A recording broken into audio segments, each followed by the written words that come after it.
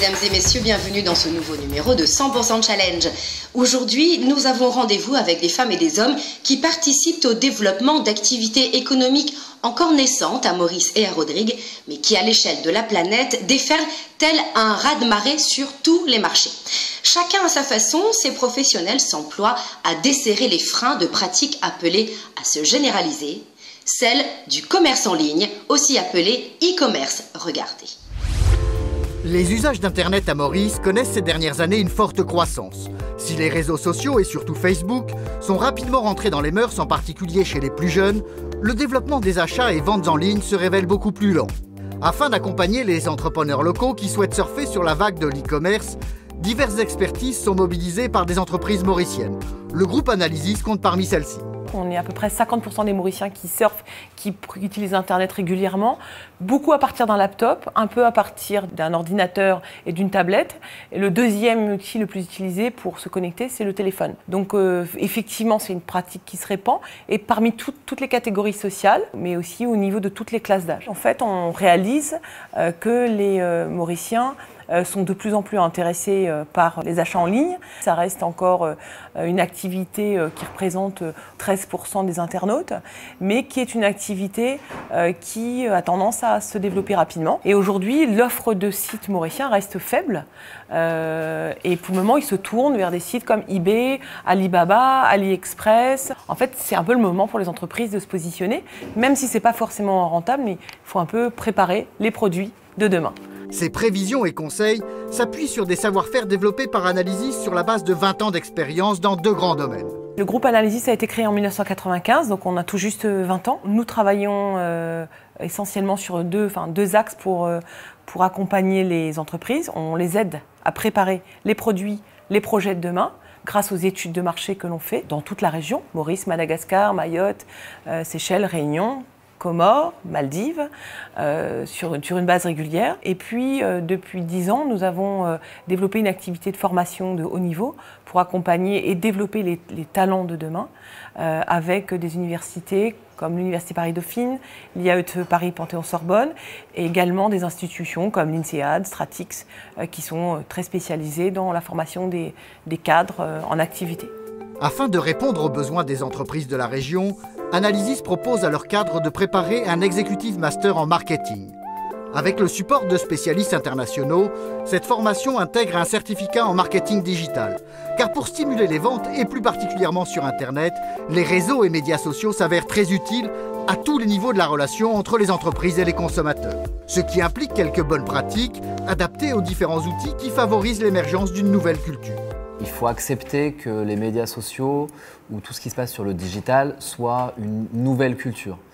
La première chose, c'est donc de bien apprendre, de prendre le temps de s'imprégner de cette nouvelle culture. Le langage, les codes, par exemple, ne pas écrire en majuscule, ce qui est synonyme de crier, utiliser les icônes, utiliser les images, utiliser les vidéos, les photos. C'est vraiment important de bien comprendre la syntaxe, la grammaire de ce nouveau langage digital. La simplicité des usages et la facilité à diffuser des messages sur le web ne veut pas dire que les marques peuvent se priver de créativité et de recherche. Au contraire, ces deux points demeurent à la base de cette nouvelle forme de marketing. Deux autres points primordiaux. Le premier, c'est le contenu. Le contenu est roi, on n'arrête pas de le répéter. C'est qu'est-ce que je propose comme contenu à mes consommateurs qui va lui faciliter la vie. En termes d'e-commerce, je pense les horaires de livraison, l'accessibilité, le service client, les potentiels échanges, etc., etc. Énormément d'informations. Produire du contenu, tant sur le produit que sur le service autour du produit.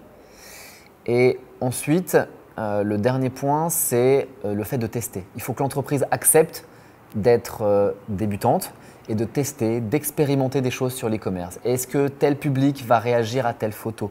Est-ce que tel slogan va être aussi efficace sur les hommes que sur les femmes?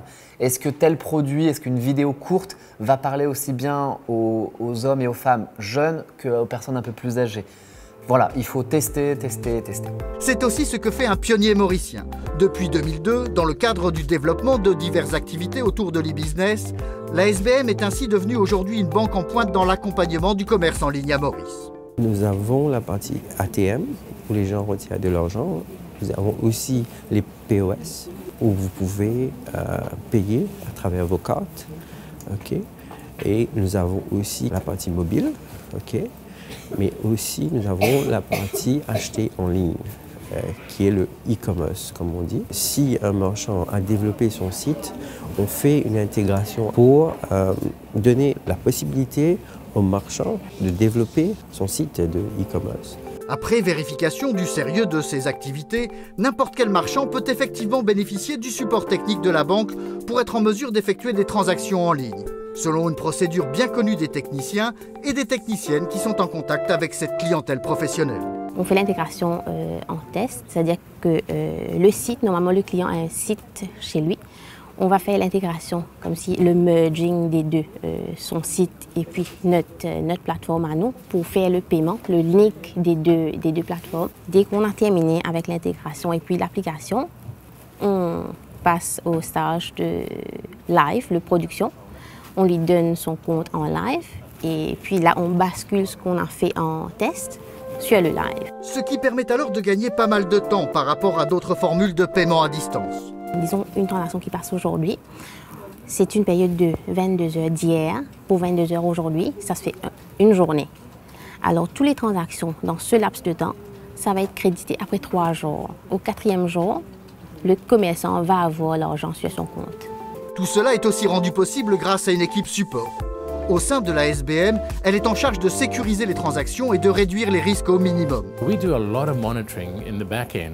Mon équipe en charge de la gestion du risque s'assure que le site marchand n'est pas l'objet ou à l'origine de fraude.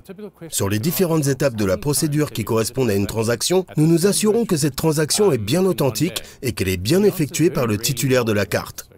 La question typique que nous nous posons, c'est combien de transactions sont effectuées durant la même journée avec la même carte. Si l'on voit qu'une carte est utilisée le même jour pour effectuer un grand nombre d'achats sur un site en particulier, cela attire notre attention sur ce site et on se rapproche du marchand. Aussi, quand une même carte est utilisée durant la même journée sur un grand nombre de sites, cela nous paraît suspect, surtout en dehors des périodes d'achat massifs comme la fin de l'année. Alors, on contacte l'utilisateur de la carte pour vérifier qu'il est bien à l'origine des achats.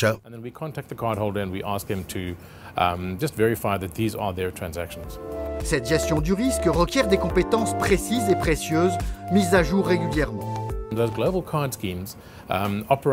Les cartes de paiement internationales utilisent des systèmes de fonctionnement et des procédures spécifiques. Il nous faut donc bien connaître toutes ces particularités afin de pouvoir identifier à partir de quel endroit et à quel moment chaque transaction est effectuée. Ces choses-là ne s'apprennent pas dans les écoles, d'autant que les codages évoluent tout le temps. Afin d'effectuer le suivi de ces opérations, nos équipes sont entraînées sur des formations spécifiques. Pour ce travail, nous employons des gens ayant déjà une solide expérience dans le secteur bancaire et des connaissances des systèmes de cartes. Ces savoir-faire jouent un rôle essentiel non seulement pour l'essor du commerce en ligne, mais aussi pour celui de l'économie du pays dans son ensemble. On part dans cette direction pour demain de faire notre pays devenir un cashless society. L'intérêt, c'est que ces types de transactions, ça devient moins cher pour le client et pour le marchand. Pionnier à Maurice dans ce domaine sur lequel il s'est lancé à la fin de l'année 2013, le fondateur de MaryDeal.mu et PriceGuru.mu confirme. Au fait, MaryDeal et PriceGuru, vous les connaissez ? MaryDeal.mu se spécialise dans tout ce qui est hôtel et loisirs, donc forcément c'est des services. Et à la différence de PriceGuru, PriceGuru est un online retailer, donc qui se spécialise dans la vente et livraison de produits. Donc PriceGuru en soi est un projet beaucoup plus complexe parce que nous devons premièrement importer du stock, gérer le stock, maintenir le stock sur notre site et ensuite le livrer. Sachant que Maurice, les Mauriciens sont relativement réticents avec le e-commerce, donc pour les rassurer et pour établir une confiance, on leur permet de payer leurs marchandises à la livraison. Ce qui implique une organisation rigoureuse.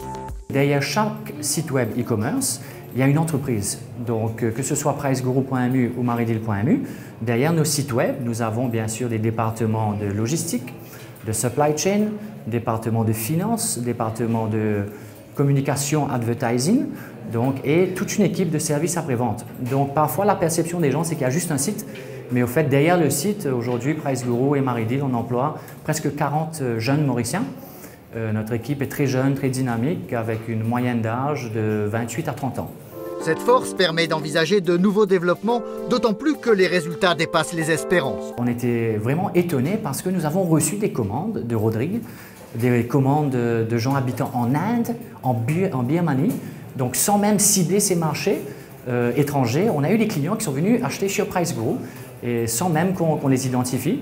Donc de ce fait, on s'est rendu compte qu'on a de notre savoir-faire, les systèmes que nous avons bâtis, il y a tout un marché régional qu'on pourrait cibler. C'est ce qu'on appelle des clics gagnants.